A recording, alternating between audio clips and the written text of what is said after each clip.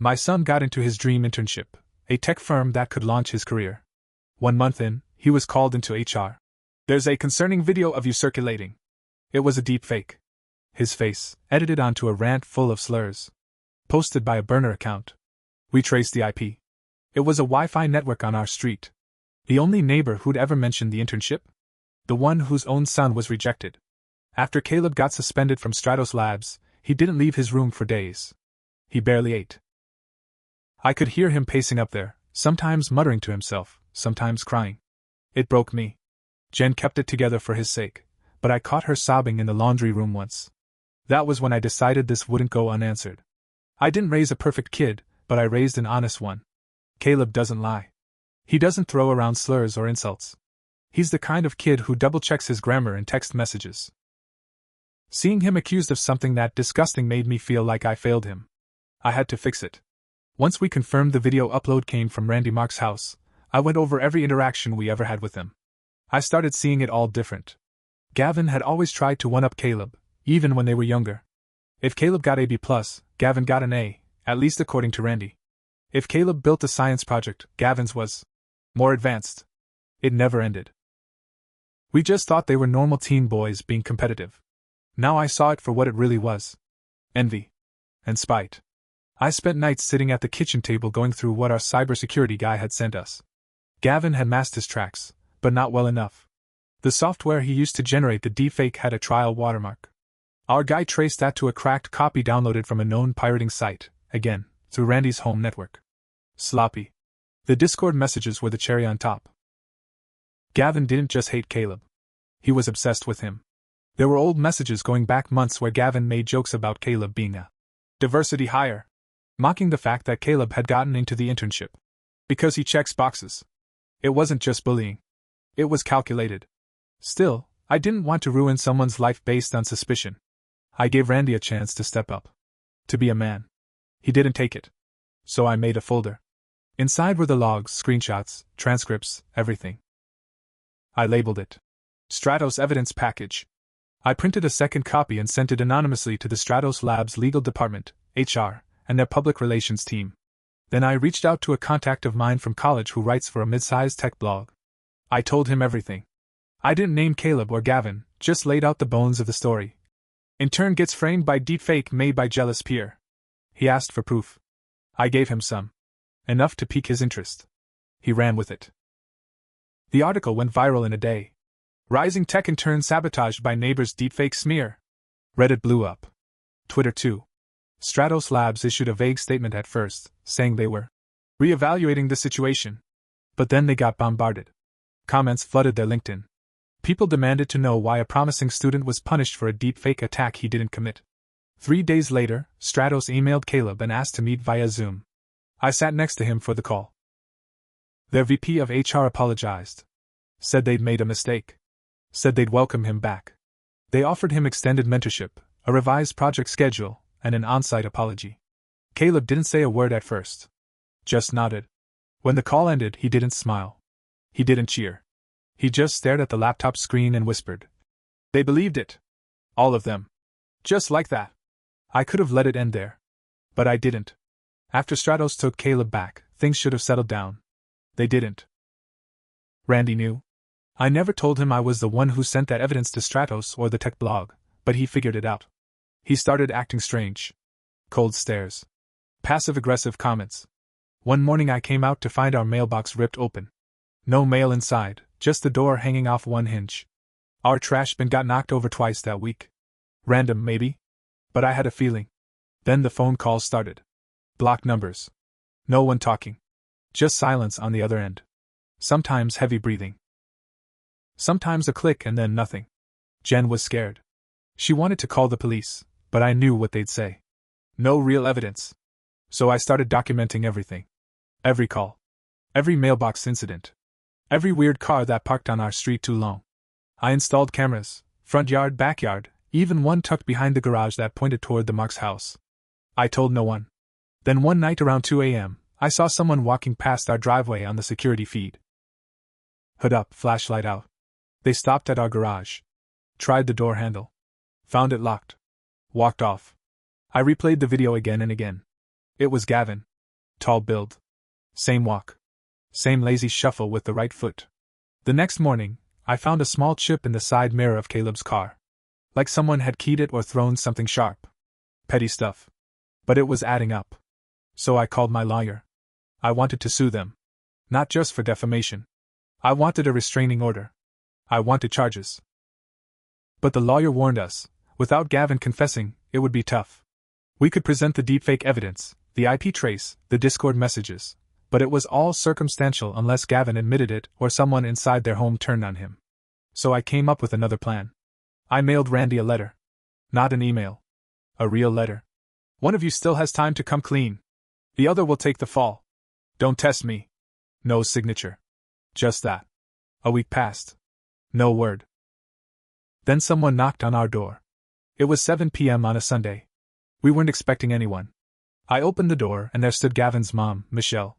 She looked tired. Makeup smudged.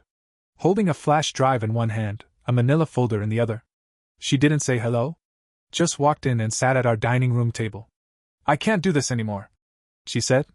Inside the folder was a full confession Gavin had written for a college essay last year. He hadn't submitted it, but he saved it to the family computer. It started as a journal entry for a writing class, some prompt about consequences of envy. He admitted to creating a fake Twitter account to take someone down. Said he used free software online, wrote scripts based on things he'd heard Caleb say at school years ago, then tweaked them to sound worse. Called it just an experiment at first. Michelle also gave us the flash drive. It had temp files. Saved project drafts. Even the fake voice clips he generated using a public AI voice tool. All of it pointed back to their home desktop. Gavin hadn't wiped anything. I told Randy we needed to come forward, Michelle said. But he told me if I did, I'd be on my own. She looked me in the eye then and said, do what you need to do. The next morning, I handed everything over to our lawyer.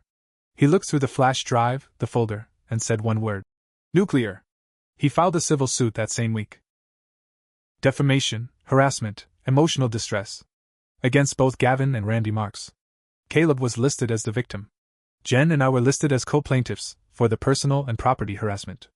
Our lawyer attached everything, the confession, the deepfake files, the IP logs, the Discord messages, even Michelle's handwritten statement. We didn't announce it publicly. We let the legal papers do the talking. The sheriff's office served the Marks family on a Wednesday morning. Neighbors saw. Word spread fast. One neighbor texted Jen. Heard there's drama at the Marks house. Everything okay? Jen didn't answer.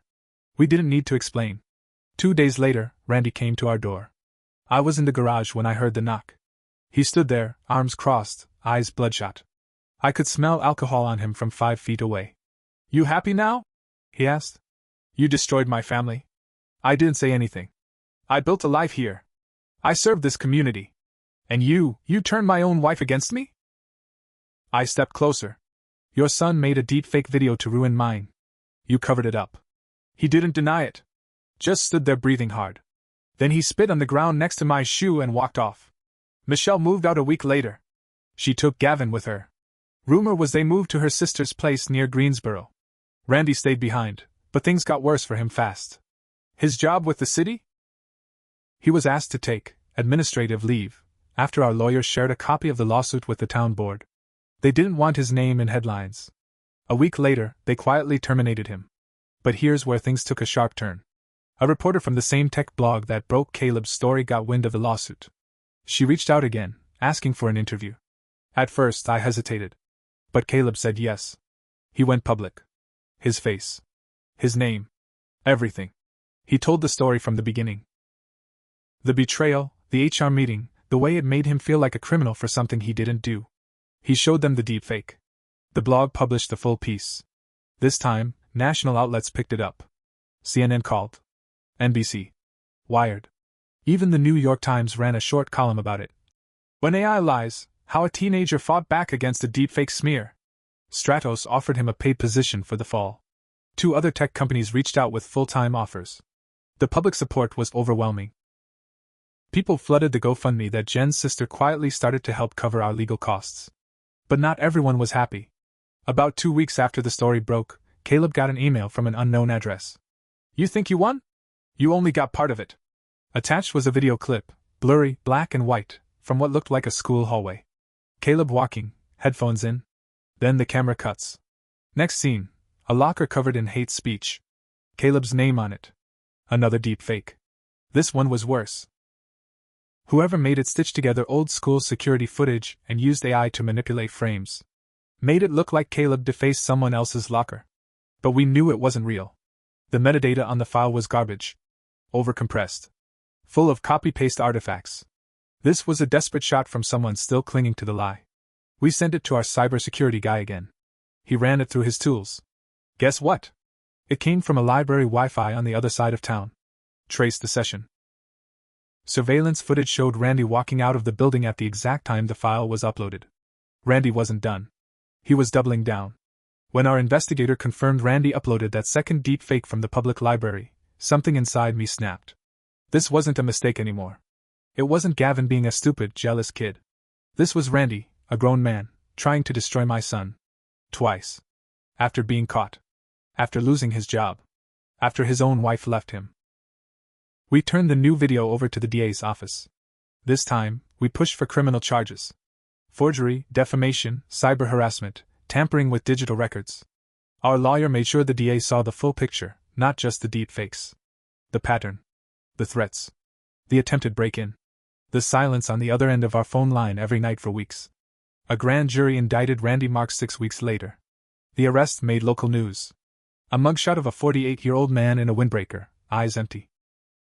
Headline: Former city official indicted in AI smear campaign against teen intern. But the real justice came during the trial. Michelle testified.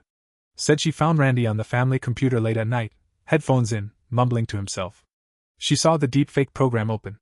When she confronted him, he told her, "It's for the good of our family." Gavin testified too. I didn't expect that. He looked smaller than I remembered. Not physically, but just hollow.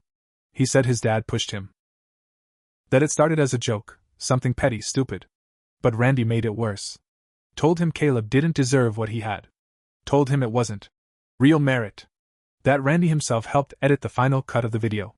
Helped script some of the dialogue.